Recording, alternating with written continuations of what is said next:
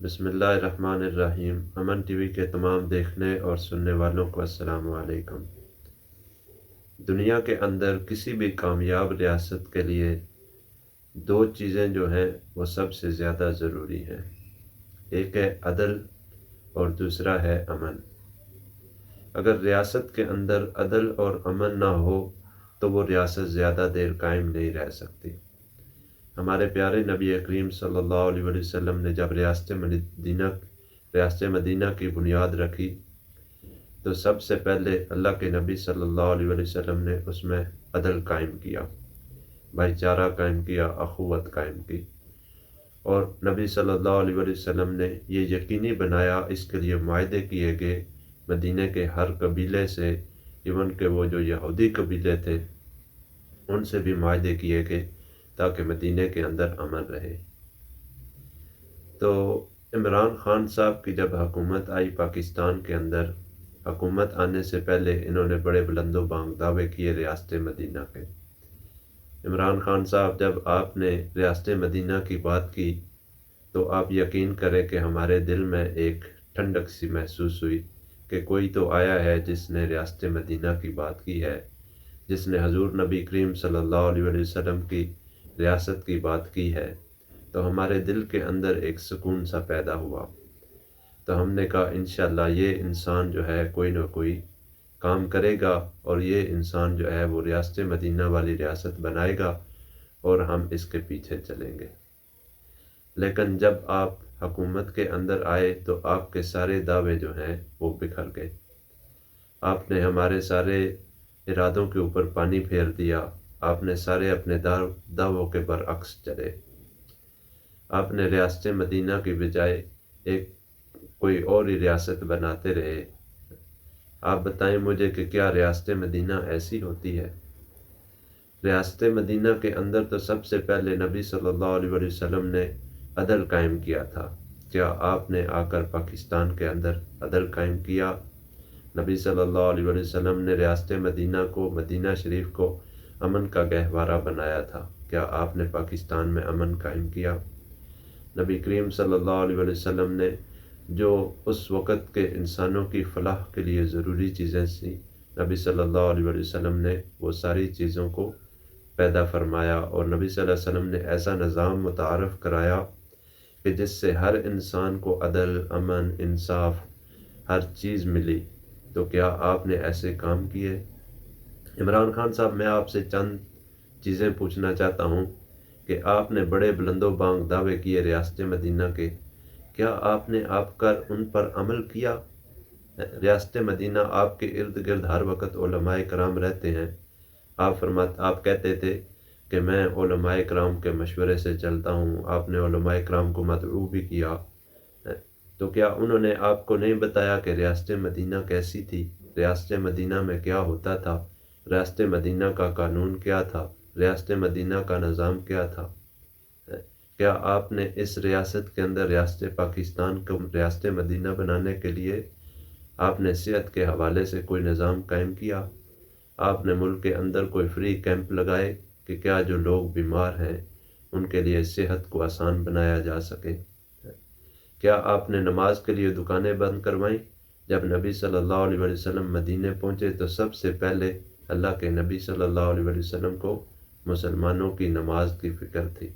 آپ صلی اللہ علیہ وسلم نے مسجد قائم کرائی، اور نبی صلی اللہ علیہ وسلم نے مسلمانوں کو مسجد کے اندر نماز کا حکم فرمایا تاکہ مسلمانوں کے اندر جو ہے ایک جمعیت قائم ہو، اتحاد پیدا ہو۔ اور کیا آپ نے پاکستان، ریاست مدینہ جس کا آپ دعویٰ کرتے ہیں کہ میں اس کو ریاست مدینہ بناؤں گا، کیا آپ نے اس کے اندر شراب کو حرام قرار دیا؟ نبی صلی اللہ علیہ وسلم، اللہ تعالیٰ کے حکم سے نبی صلی اللہ علیہ وسلم نے شراب کو حرام کیا، اور مدینہ کی گلیوں میں اس دن شراب بہہ اٹھی، نالیوں کے اندر جو ہے شراب بہہ رہی ہے، اللہ کا حکم آ گیا ہے۔ اور آپ آئے، آپ کے زمانے میں، آپ کی 3 سال حکومت کے اندر آپ کے آس پاس شراب پی جاتی رہی، لیکن آپ نے اس پر، آپ کے کان پہ جوں نہ رینگی، اور آپ ریاست مدینہ کی بات کرتے ہیں۔ آپ نے مخلوط تعلیم کے اوپر پابندی لگائی، اسلام میں سب سے بڑا جو مسلمانوں کا اس وقت کا نقصان ہے وہ مخلوط تعلیم ہے۔ یہ جو آپ کا تعلیمی نظام ہے نا کہ مخلوط لڑکیاں لڑکے اکٹھے پڑھ رہے ہیں، یہ سب سے بڑا اس وقت مسلمانوں کے خلاف جو ہے وہ سب سے بڑا ایک جال ہے، جس سے مسلمانوں کی ایک نسل تباہ ہو رہی ہے، مسلمانوں کا معاشرتی نظام تباہ ہو رہا ہے۔ کیا آپ نے مخلوط تعلیم کے اوپر پابندی لگائی؟ نہیں لگائی۔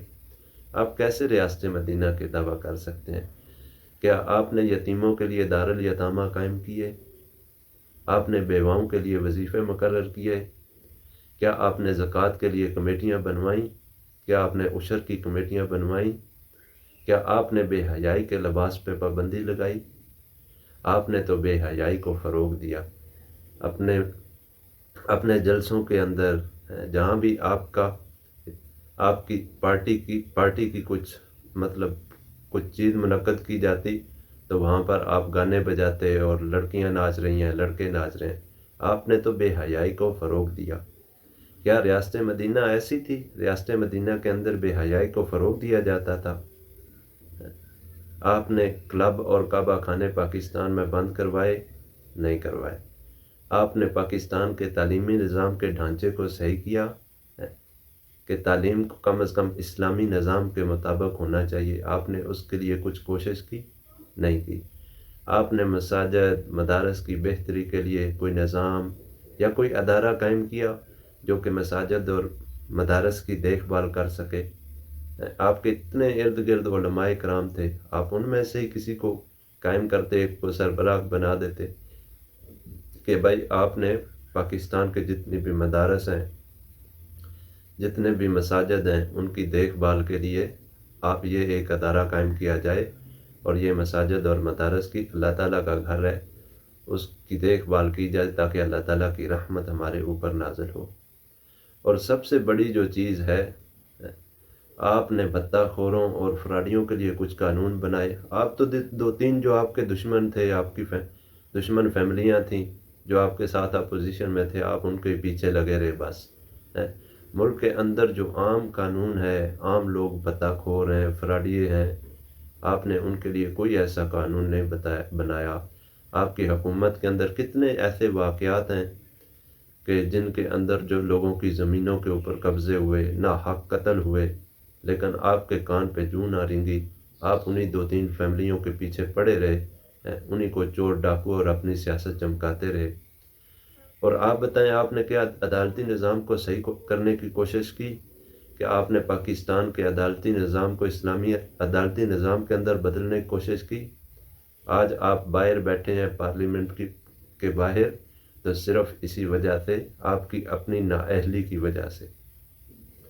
اگر آپ اس نظام کے اوپر اسلامی نظام کو لگا دیتے، اس نظام کو ختم کر کے، یہ جو کفرانہ نظام ہے، کفرانہ عدالتی نظام، کفرانہ تعلیمی نظام، کفرانہ قانون جو ہمارے ملک کے اندر، اگر آپ اس کو صحیح کرتے اور اسلامی نظام کو لاتے تو انشاءاللہ ایک تو پاکستان کے مسلمان بھی آپ سے خوش ہوتے کہ آپ نے واقعی ریاست مدینہ کو بنانے کے لیے ایک کردار ادا کیا ہے، اور آپ اس وقت جو ہے حکومت کے اندر بیٹھے ہوتے۔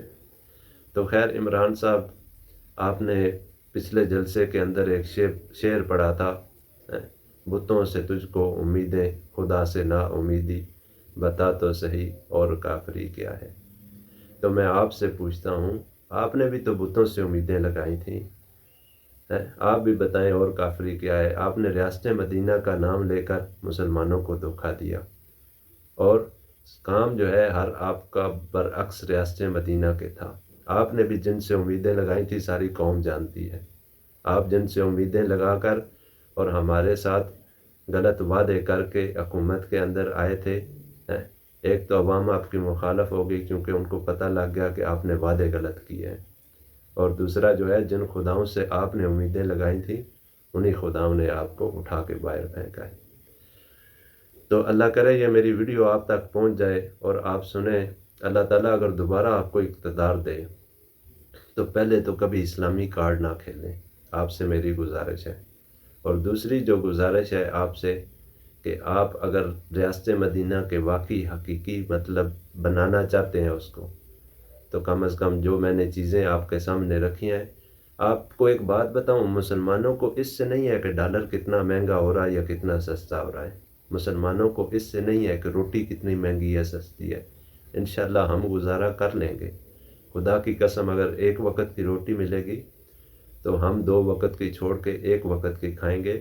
اگر آپ حقیقی اسلامی ریاست مدینہ قائم کر دیں تو ہم تو بھوکے بھی رہ لیں گے، اگر ہم مر جائیں گے تو ہمیں مسئلہ نہیں ہے، ہماری اگلی نسل تو کم از کم آسانی کے ساتھ اس دنیا میں رہ سکے گی، ہماری اگلی نسل تو ایک اسلامی نظام کے سائے کے نیچے رہ سکے گی، ہماری اگلی نسل کو کم از کم انصاف تو مل سکے گا، ہماری اگلی نسل کے لیے امن تو ہوگا، عدل تو ہوگا۔ تو ہمیں اس کی پرواہ نہیں ہے کہ ہم بھوکے مر جائیں گے۔